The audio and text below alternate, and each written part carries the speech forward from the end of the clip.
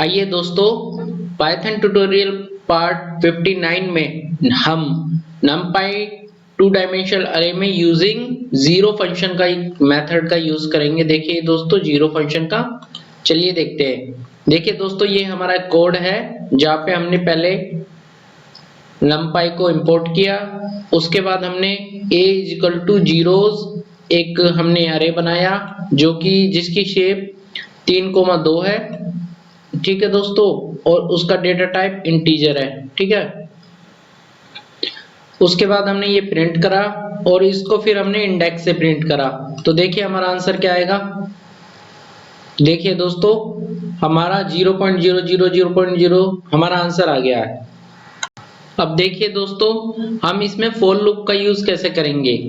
तो हमारे पास जो हमारा अरे है वो ए में असाइन है दोस्तों यहाँ पे।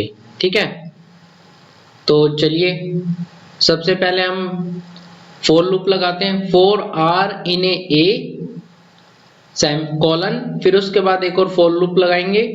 आर से हम उसे सी में लेंगे और प्रिंट सी करेंगे, और ये वाला जो प्रिंट है ये खाली स्पेस के लिए। चलिए इसको रन करते हैं, फिर आपको समझाते हैं। तो देखो हमने प्रिंट करा। तो दोस्तों हमने ये कैसे आया ये अब हम आपको इसको बता देते हैं। देखिए हमने जो बनाया यहाँ पे 2D बनाया है हमने, और उसको जो हमने देखिए यहाँ पे मैं आपको एक बार दिखा देता हूँ। यहाँ पे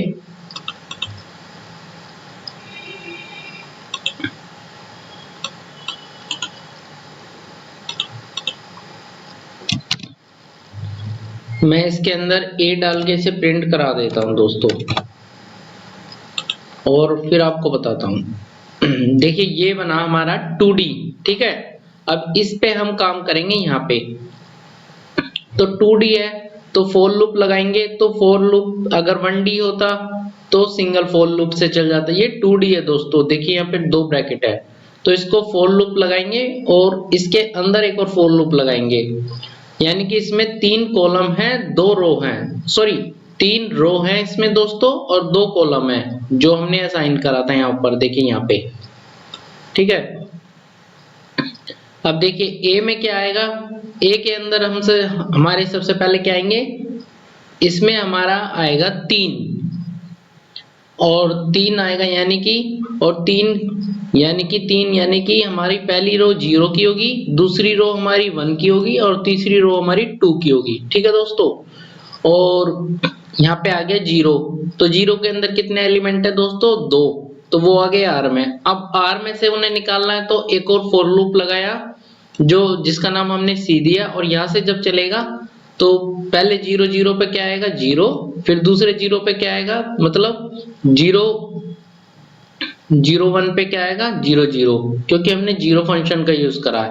ठीक है दोस्तों, और इसी तरह ही ये आगे फॉलो होगा जैसे मैंने आपको व्हाइल लूप में भी समझाया था। चलिए आगे देखते हैं। आगे यहाँ पे देखिए इंडेक्स के साथ आ रहा है। अब ये फॉर लूप इंडेक्स के साथ यहाँ पे आपको अच्छे से समझ में आएगा। इसको रन करता हूँ और फिर बताता हूँ।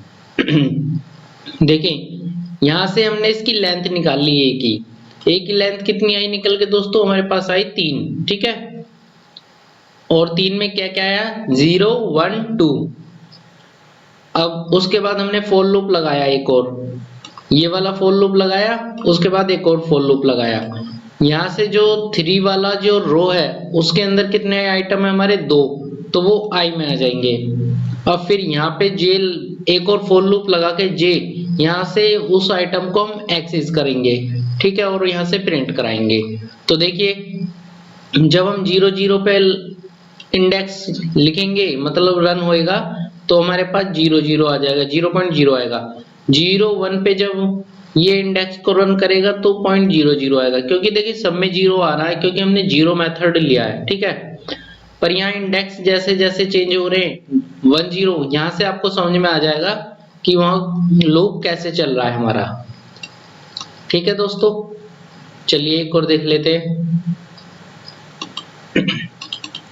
देखिए यहाँ पे क्या है, यहाँ पे हमने व्हाइल लूप लिया है। व्हाइल लूप मैंने पहले भी समझा दिया था दोस्तों। सबसे पहले लेंथ निकाल ली है, फिर i की वैल्यू हमने 0 दी है, फिर n में कितना आया हमारा 3 आया है, जो कि आई में भेजेगा। 3 क्या है, 3 रो है और रो के अंदर कितने आइटम है, दो दो आइटम, यानी कि दो दो कॉलम है। तो वो पहली रो का पहले 2 कॉलम आई में भेजेगा।